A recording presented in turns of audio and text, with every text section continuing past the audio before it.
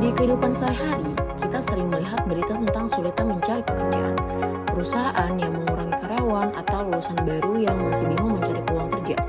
Semua hal itu sebenarnya berkaitan dengan salah satu masalah ekonomi yang sering banget terjadi di Indonesia, yaitu pengangguran.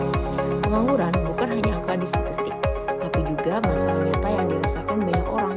Mungkin kamu punya teman, saudara, atau bahkan pernah mengalami sendiri. Kondisi ini bisa mempengaruhi kehidupan seseorang, mulai dari keuangan, rasa percaya diri, sampai masa depan.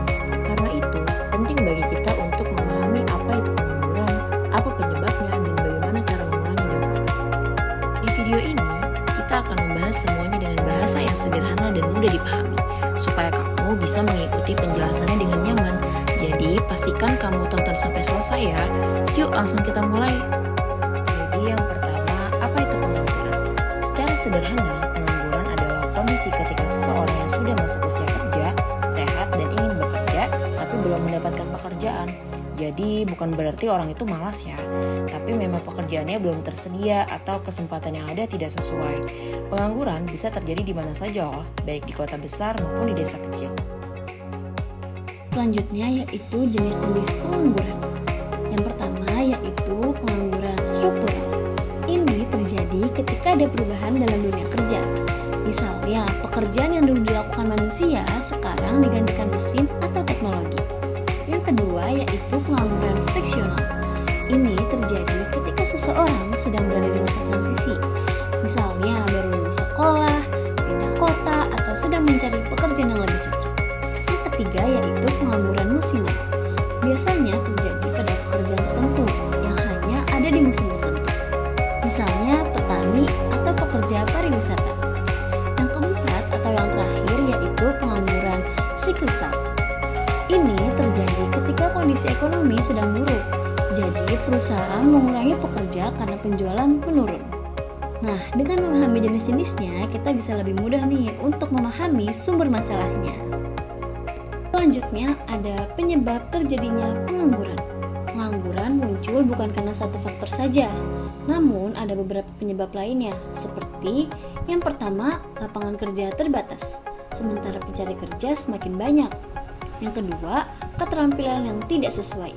Misalnya, lowongan yang ada membutuhkan skill tertentu, tetapi pencari kerja belum menguasainya. Yang ketiga, yaitu kemajuan teknologi, sehingga membuat beberapa pekerjaan menjadi hilang atau berubah. Yang keempat, krisis ekonomi, yang membuat perusahaan mengurangi tenaga kerja.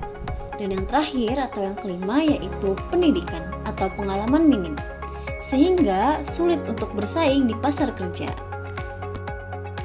Selanjutnya, kita akan membahas dampak pengangguran. Pengangguran bukan cuma berdampak pada individu, tapi juga ekonomi dan masyarakat.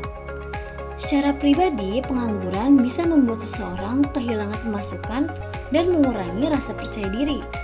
Namun bagi keluarga, dapat muncul tekanan ekonomi dan masalah sosial. Dan bagi negara, tingginya pengangguran bisa menurunkan produktivitas, menghambat pertumbuhan ekonomi, dan meningkatkan angka kemiskinan. Jadi, pengangguran adalah masalah yang perlu ditangani bersama. Lalu, selanjutnya ada solusi nih untuk mengatasi pengangguran. Ada beberapa langkah yang bisa kita lakukan untuk menurunkan angka pengangguran.